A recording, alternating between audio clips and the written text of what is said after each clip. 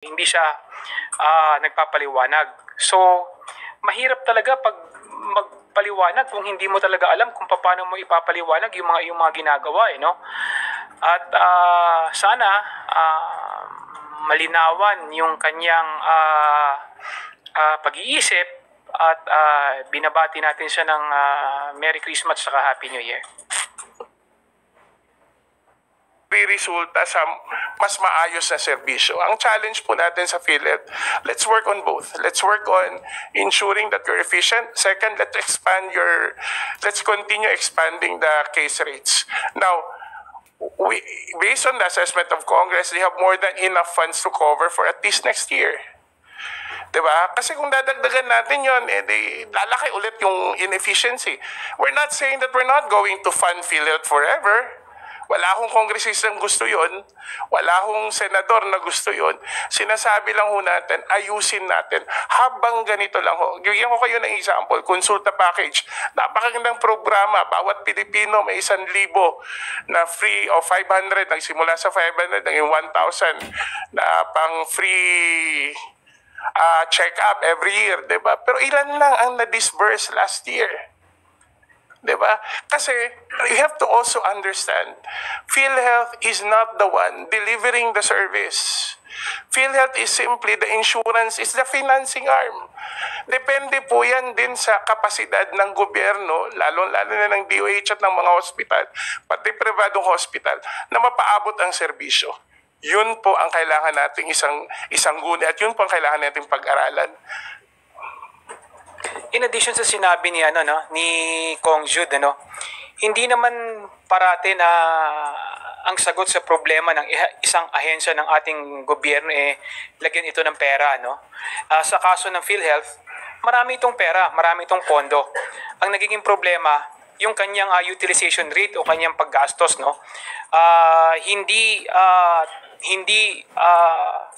hindi nila nagagastos ng maayos, yung kanilang pondo. Actually, ang PhilHealth may 21 billion o 20 billion noong 2023, na unutilized SARO pa siya.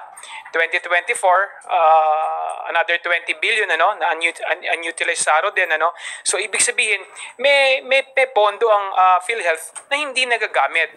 So sa kaso ng PhilHealth, hindi solusyon ang pagdadagdag ng pondo, para masagot ang problema nila sa kanilang mga programa.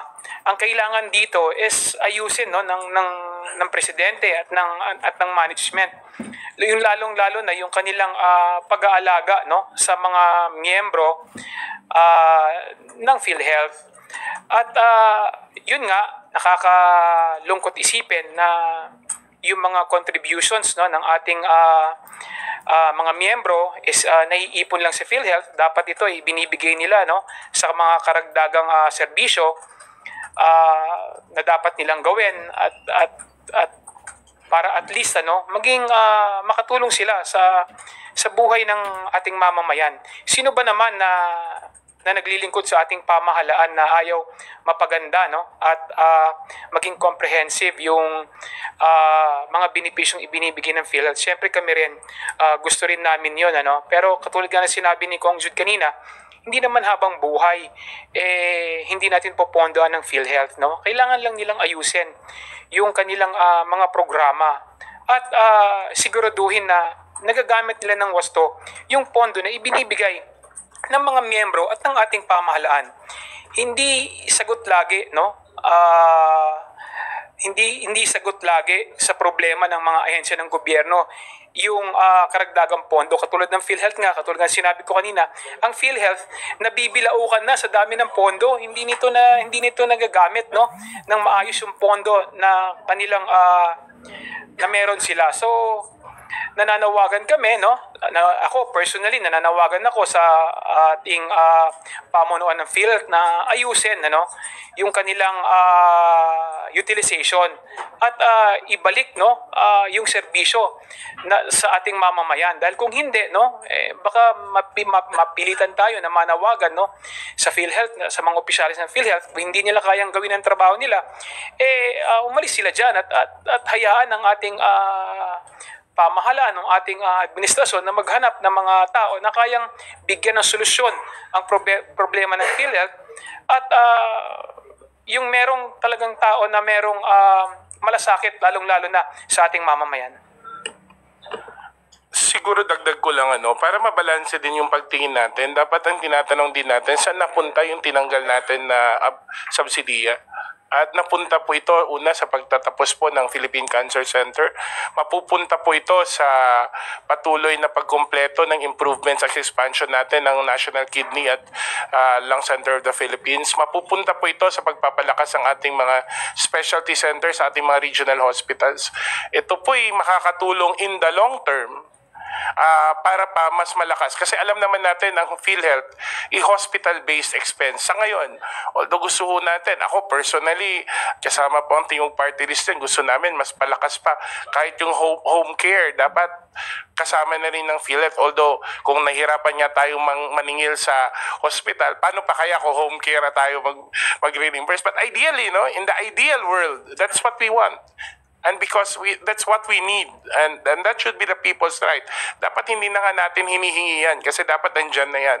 But as it is, mas magiging malaking tulong sa universal healthcare kung habang hindi pa nila magamit ng maayos yung pondo at hindi naman sila makukulangan kasi meron naman silang pondo na magagamit para tugunan yung mga indirect members ng PhilHealth, inaayos na natin yung mga hospital, inaayos na natin yung mga specialty centers kung saan, pag natapos to, mas marami nating kababayan magagamit yung PhilHealth nila kasi available na ho ang service. Katulad ng sinabi ko kanina, financing partner lang ho ang PhilHealth. In the end, ang capacity to spend also depends on to a significant degree on the availability of the facilities that is required by by the Filipino people. To add lang, to close siguro. Galing po ako sa local government. 6 na taon po ako na board member. Kaya may problema po talaga sa fiscal management kasi naalala ko dati halos every 3 months, every 2 months kinakailangan namin mag-supplemental kasi nahihirapan po yung mga district hospitals namin dahil anong karaniwan sinasabi ng mga administrador ng mga hospital. Hirap na hirap po sila maningil sa PhilHealth. Bakit naman po anong rason para umabot ng taon na maningil, andyan naman po yung pera. So may problema po talaga sa fiscal management nila. Biro mo ang liliit na hospital, umaabot sa milyon dahil nag-pile up na po yung dami ng kailangan singilin. So again, the House of Representatives are very, very much willing to help and be a partner to this agency, itong PhilHealth. Pero kailangan din ng kaukulan na responsibilidad from them. So, ako naman personally, dapat umayos tong PhilHealth. Ayusin nila yung trabaho nila. Maraming salamat. Thank you, Kat. Billy Vegas from Abante and Politico, you're up next. Please go ahead. Habol ko lang po, pasensya na po kung natanong na. Medyo reaction lang po, tumataw yung budget ng Okay, ulitin ko po tumaas yung budget allocation for Congress. So ibig sabihin hati ko kami ng Senado doon. Dito naman sa House, nakakapag-ikot naman tayo. Meron din tayong ginagawang mga infrastructure projects. So siguro fair lang naman siguro na like for example kahit sa House para magawa ho ng ating mga kasaban sa Kongreso na mas maayos ang trabaho natin, matugunan din yung kakulangan namin ng infrastruktura at mga kahit for example kahit committee meeting rooms. Kulang na ho tayo ng kahit nga dito sa media room natin, mas marami, mas medyo sikip na rin tayo and that's an acknowledgement kasi sabi nga natin this is a 1980s facility and a lot has changed since then. Dati ilan lang silang members ng Batasang Pambansa, ngayon may mahigit 300 na ho kasama at hindi lang ho yun, alam naman ho natin na patuloy din yung pagkumpleto nung gusali po ng Senado at malamang ho kasama din po doon sa adjustments nung ginawa sa budget ng buong Kongreso kasama na ho ng Senado at yung mababang kapulungan.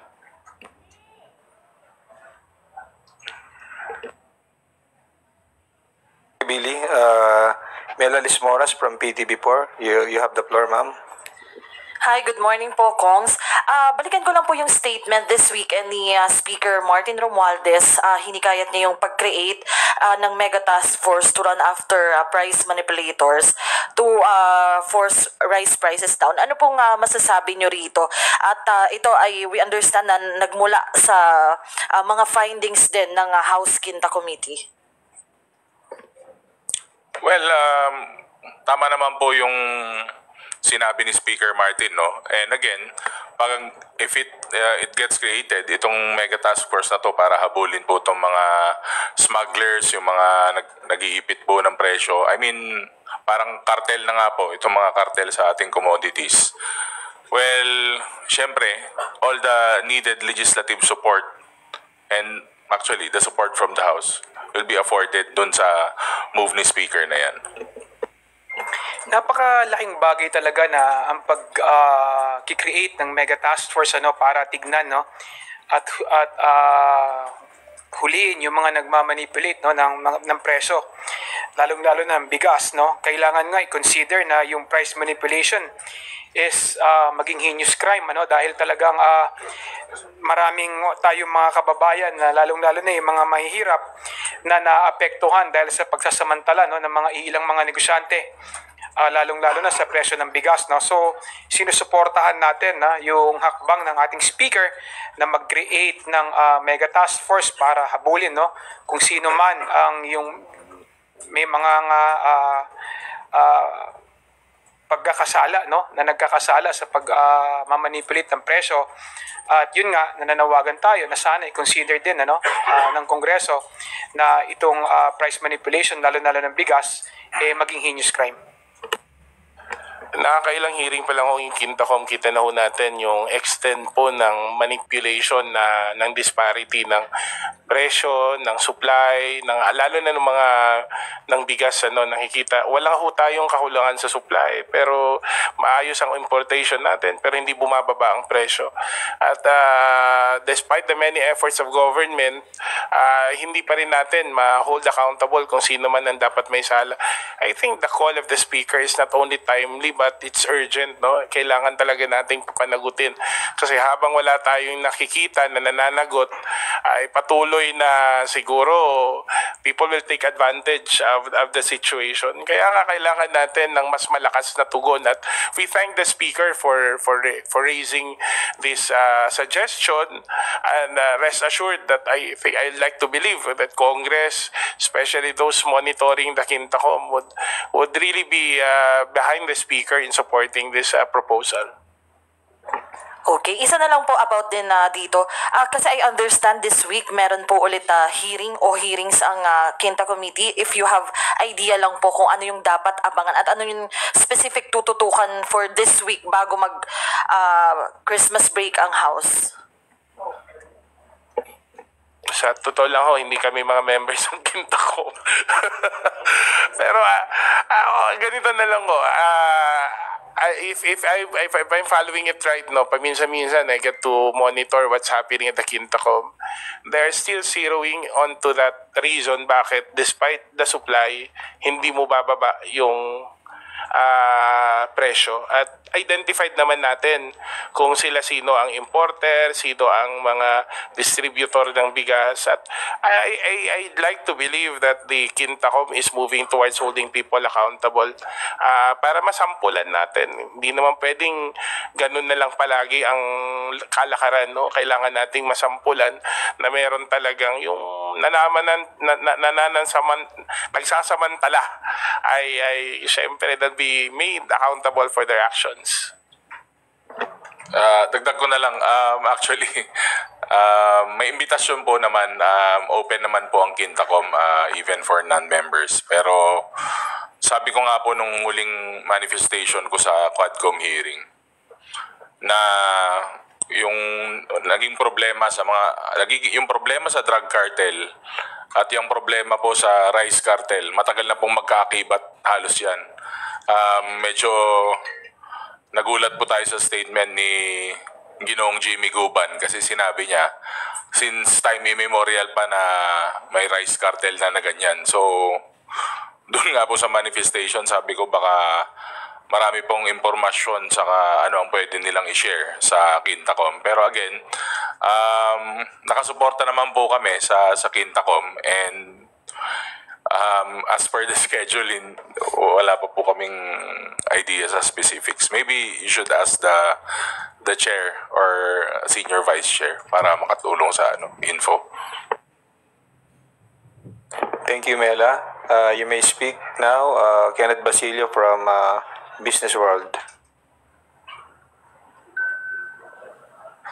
Hello, magandang umaga po. Sir, balik ko lang dun sa budget.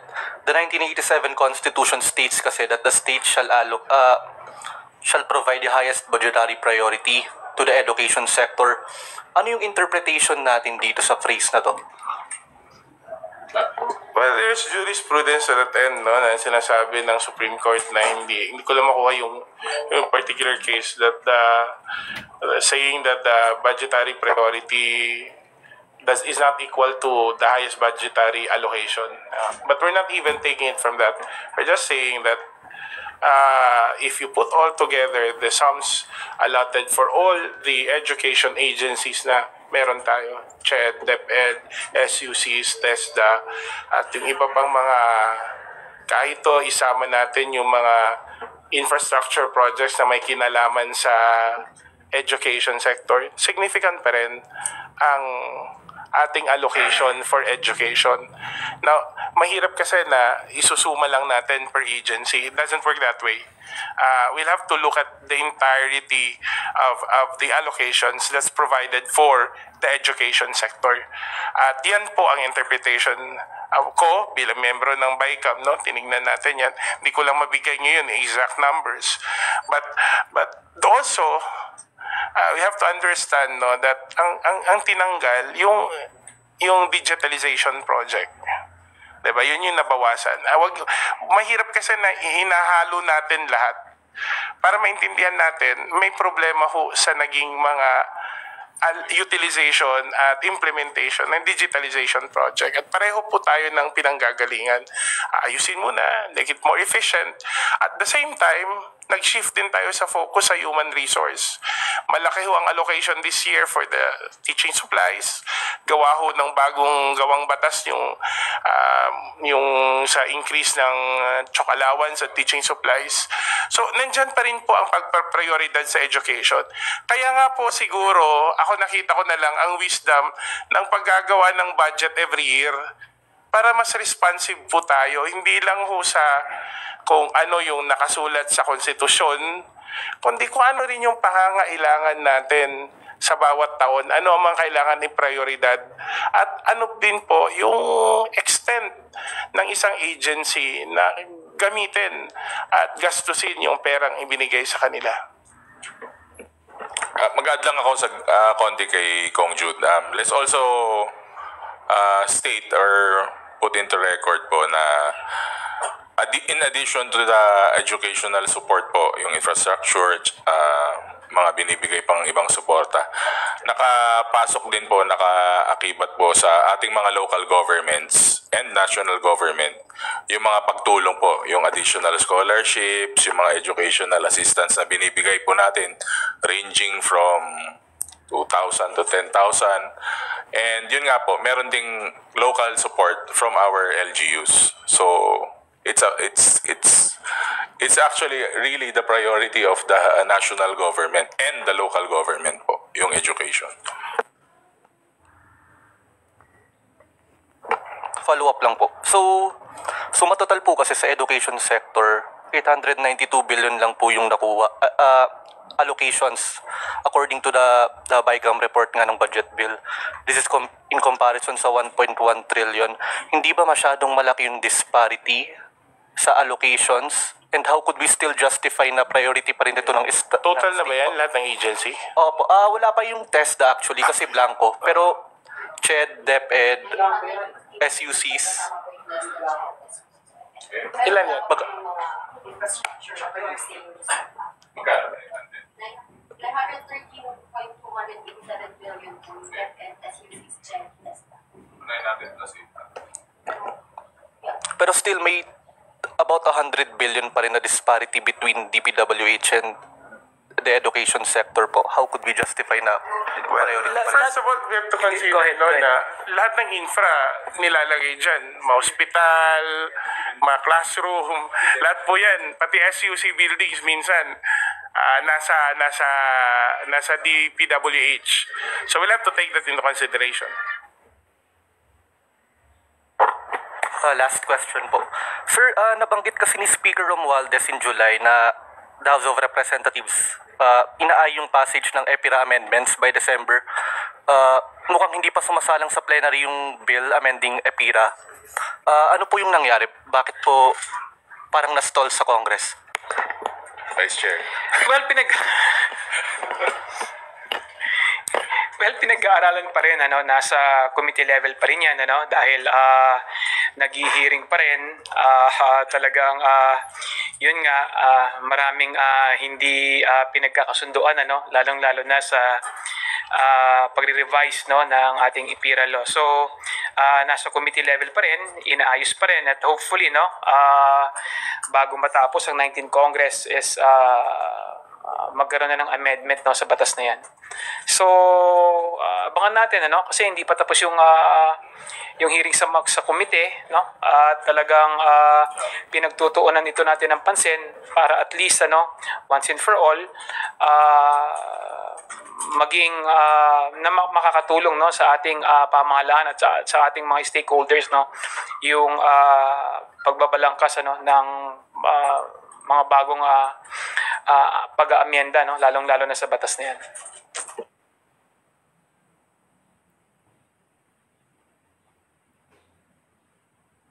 Thank you. Let's turn to Rosalie Cos from UNTV for her questions. Related lang din po sa budget kasi dun sa initial na computation po ni Marian, nasa 915 billion, no? Yeah. Yun din po kasi yung halos computation namin, hindi umaabot ng 1 trillion kung ikukumpara sa DPWH na may 1.1. And kung ikukumpara po natin sa budget briefer ng DBM, sa 2024 GAA, 968.9 billion yung pong nasa education sector. Bumaba pa kung tutuusin po. So, paano po natin matitiyak na priority pa rin po natin yung human investment at saka sa education sector kung bumaba pa, kung ikukumpara po natin sa 2024 GAA? Hindi naman po porke bumaba hindi na po priority. It is one of the priorities and it's one of the big priorities of this administration. Meron lang po mga programa na kailangan nating i-reassess. Siguro kailangan po ng strategy refresh. Ang ibig po sabihin nun, baka hindi na po gumagana, hindi na po responsive yung mga programs na yun na nabigyan po natin ng malaking pondo. So, ano lang naman po yun hindi po ibig sabihin na nabawasan hindi na po siya priority. Priority po siya ng ating gobyerno. Top priority? Kailangan, katulad nga na sinabi ni Kong Jude kanina, gusto ko lang bigyan ng emphasis yung sinabi niya kanina. Maraming mga proyekto na nakapasok din sa Department of Public Works, katulad ng mga panibago, yung mga hospitals na nakapasok sa pondo ng Department of Public Works, at tulad yung pondo sa mga school buildings, ang implementing agencies, Public Works, so kailangan din natin tingnan ito, at talagang katulad nga na inuulit namin kanina, isa sa pinakamahalagang prioridad ng ating administrasyon ngayon is yung education, at tinitignan din natin yung tamang paggamit ng pondo o yung utilization rate na to. Pwede nating bigyan ng sobrang laki na pondo ang Department of Education kung hindi naman nila ito maayos yung paggastos. So baliwala rin ito. So kailangan katulad nga ng pagbibigay natin ng importansya sa pagbibigay ng pondo, kailangan din natin bigyan ng importansya yung wastong paggamit o yung kanilang pagiging responsable sa kanilang paggastos nito.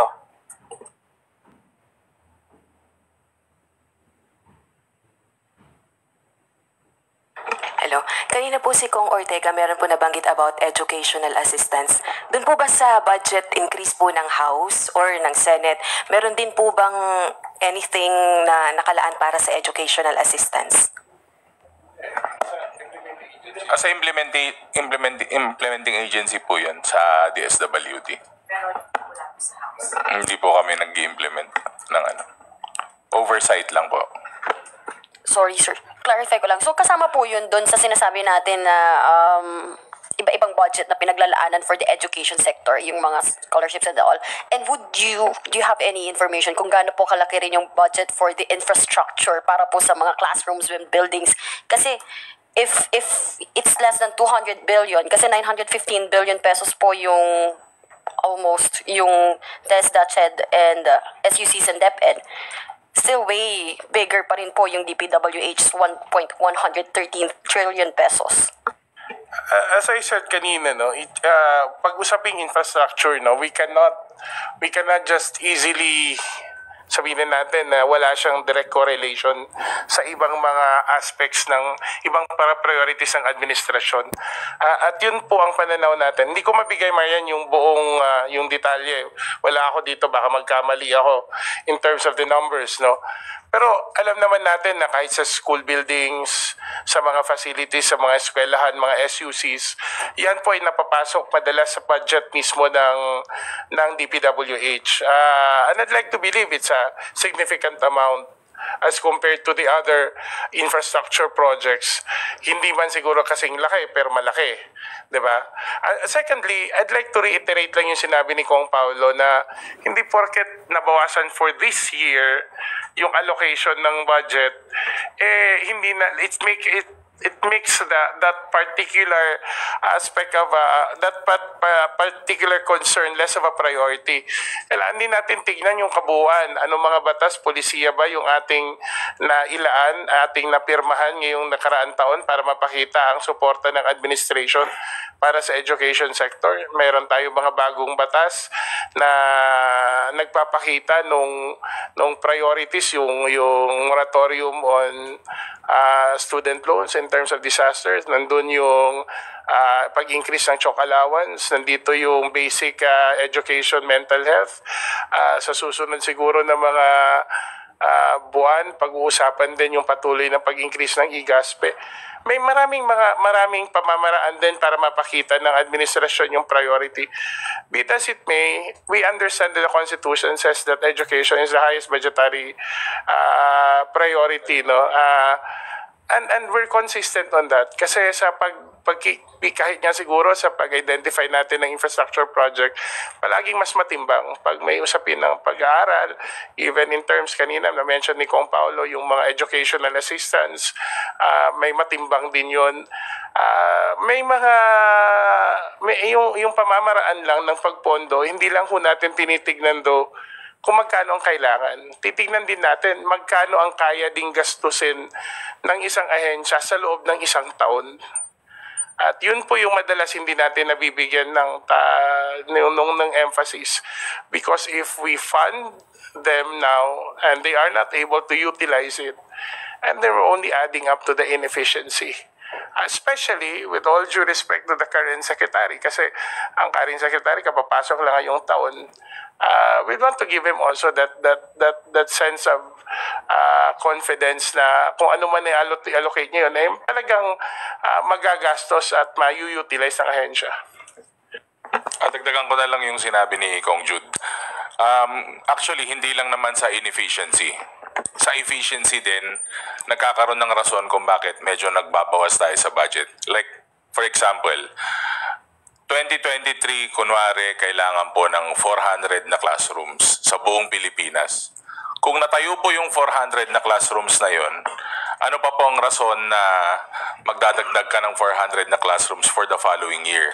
So, i-assess mo ulit kung ano po yung mas kailangan. Hence, you should adjust sa kakailangan. Maging responsive po yung ina-allocate na budget. And again, sabi ko nga po, the education sector is a top priority. Tama. Thank you. Kim Salinas from A to Z. Sirs, good morning. So sir, bagamat sinabi niyo po kanina na wala pa naman na pag-uusapan, but meron pa po ba tayong mga informations gathered or nalalaman na meron pang ikatlong impeachment complaint na ipapasa dito sa Kongreso, isusumite dito sa Kongreso regarding kay BP Sara? And my second question, ay ano na po yung plano o ginagawa natin? Kung hindi pa napag-uusapan, ano po ba ang kakahinatnan ng dalawang impeachment complaint filed here in Congress, sir? First, dun sa una mong tanong, si Sec. Jen mismo ang nagsabi na meron pa daw nagpaabot ng feelers na meron pang third impeachment. And I think it's only prudent that we wait. I agree with him totally that we should be more prudent kasi alam niyo naman may technicality when it comes to the first, second, third impeachment petition. So I think to give the House a better leverage and a better appreciation, mas maganda sabay-sabay na i-endorse. Hindi naman siguro tayo nagmamadali na gawin ito, no? Nasa loob pa naman tayo ng tamang timelines. Pangalawa, yung pangalawang tanong mo is ano yung plano tungkol sa klaro na ho yung sinasabi ng House mula ng simula. We will perform our constitutional duty at the right time. Thank you. Jelly Mendez from DWIZ. Sir, yung regarding po dun sa Quadcom, yung last po na hearing, sinabi na sa January daw po ipapataw or ano yung contempt and detention order kay Wilkins Villanueva. And yung iba po is nabigyan din ng furlough. Kasama po ba sila sa ibabalik din by January po? Hindi naman po kailangan po namin pag-usapan syempre, pero yung kay General Wilkins, it was done in the spirit of the holiday season naman po. Kasi nga po magpapasko. And kung napansin nyo, meron din po ng mga na-release from the contempt orders.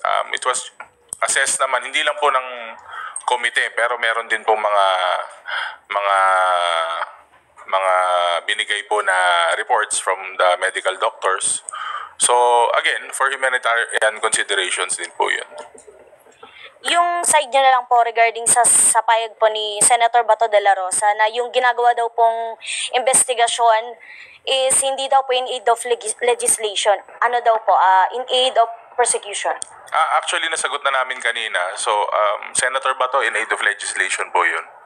Dahil napaka-importante na kailangan natin silang tulungan, sa ngayon binibigyan natin sila ng assistance lalong-lalo na para makapangisda sila ng malaya sa West Philippine Sea, no? At nagpapasalamat din ako sa ating pamahalaan dahil naipapakita natin yung suporta na ibinibigay sa ating mga mangingisda. Noong nakarang araw lang, nagpunta nga yung Tingog sa Zambales at nag-distribute ng 100 pieces na bangka. Kongju, tama ba?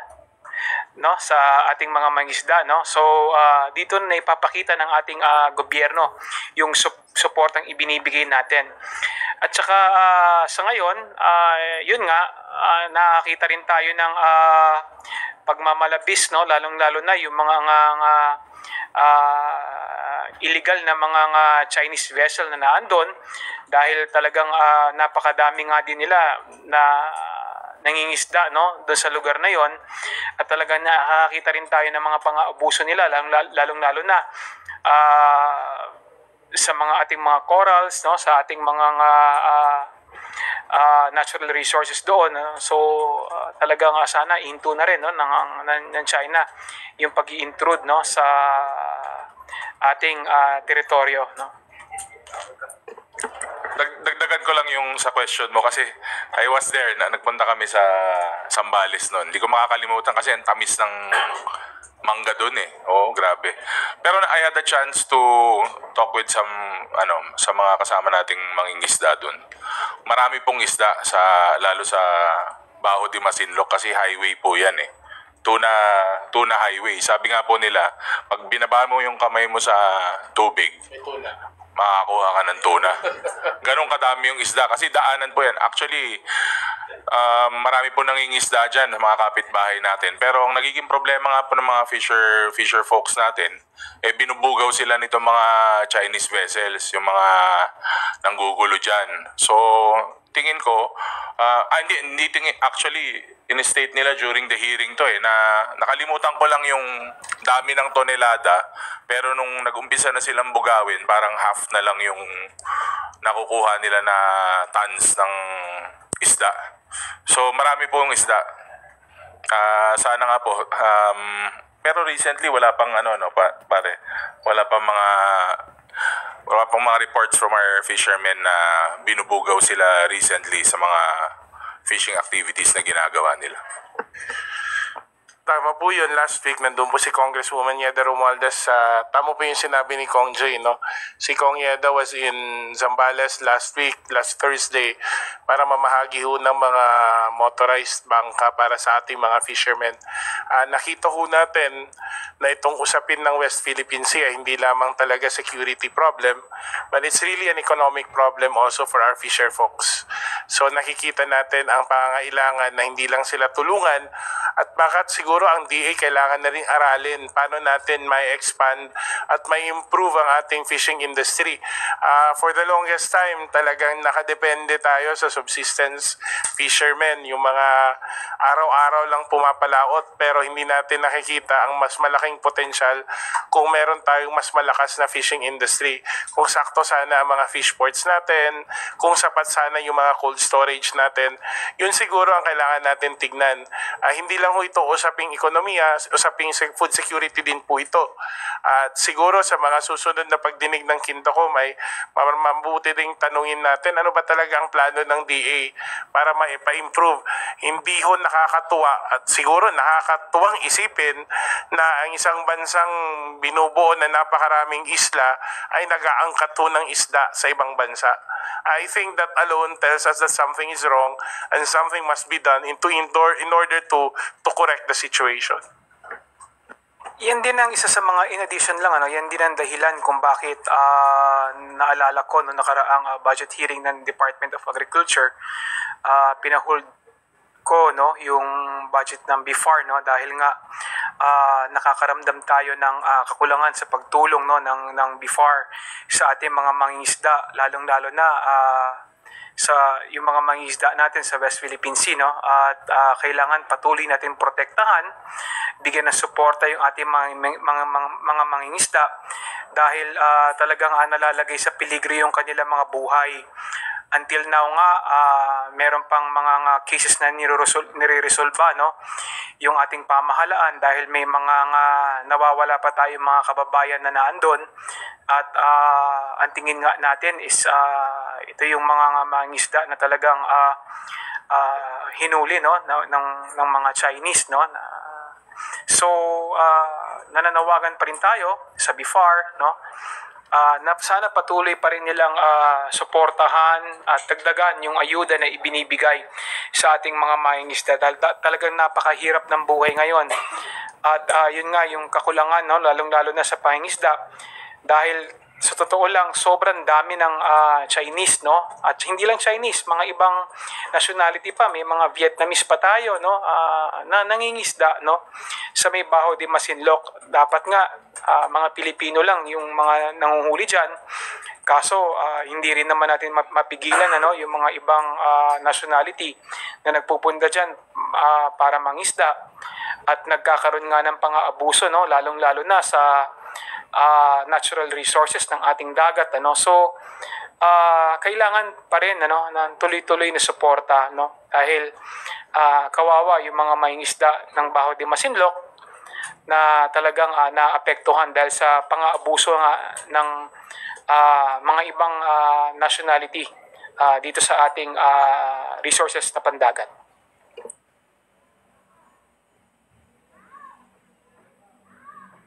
Thank you. We will acknowledge Big Subintak from Net25. Good morning po, mga Kong. Sir, yung reaction nyo lang po doon sa statement ni Vice President Sara Duterte kahapon na inilabas regarding impeachment. I-quote ko na yung sinabi niya. Para sa akin kasi, kung mayroong impeachment complaint, that will be a way or an avenue na maayos kung masasagot kung anuman ang mga accusation sa akin, dahil meron kasing rules ang impeachment. It is an inconvenience, but otherwise, para sa akin, sa tingin ko naman, okay ito kasi masasagot naman ng maayos ang accusation. Again, it is another lip service ng ating Vice Presidente. dahil nakikita naman natin na napakadaming pagkakataon na kailangan niya magpaliwanag, hindi naman siya nagpapaliwanag. Ngayon, ang sinasabi na naman niya na through impeachment, makakapagpaliwanag siya. Pero nakikita naman natin, inisnab niya ang hearing sa Kongreso, inisnab niya ang hearing sa NBI, hindi siya nagpupunta, hindi nagpapakita, tapos sasabihin niya na ang tamang venue ang impeachment. So, hindi na natin maintindihan kung ano ba talaga ang gusto ng ating Vice Presidente, no? Maraming pagkakataon na po pwede siyang magpaliwanag, hindi siya nagpapaliwanag. So, mahirap talaga pag magpaliwanag kung hindi mo talaga alam kung paano mo ipapaliwanag yung mga ginagawa, no? At sana malinawan yung kanyang pag-iisip at binabati natin siya ng Merry Christmas saka Happy New Year.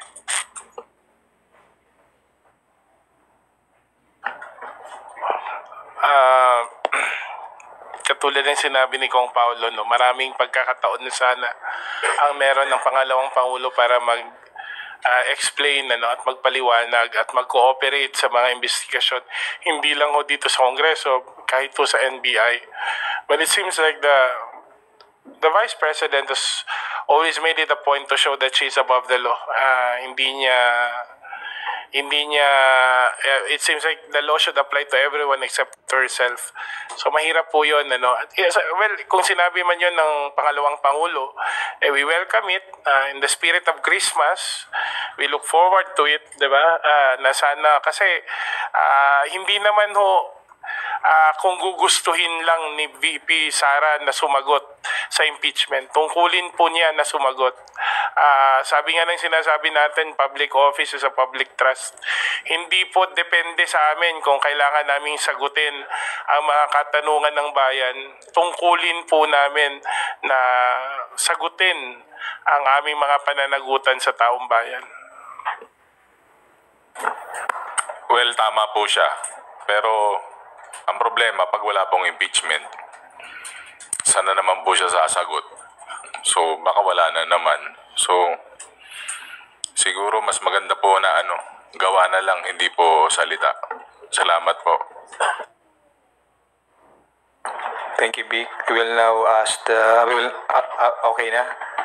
Okay, for today's final question, Earl Tobias from IBC 13.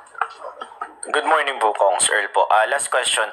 Sir, yung doon kayo sa budget sa zero subsidy ng PhilHealth, may mga ilang mini-vloggers na medyo nag-cause ng public panic na hindi raw pwede magkasakit next year dahil nga wala raw budget ang PhilHealth.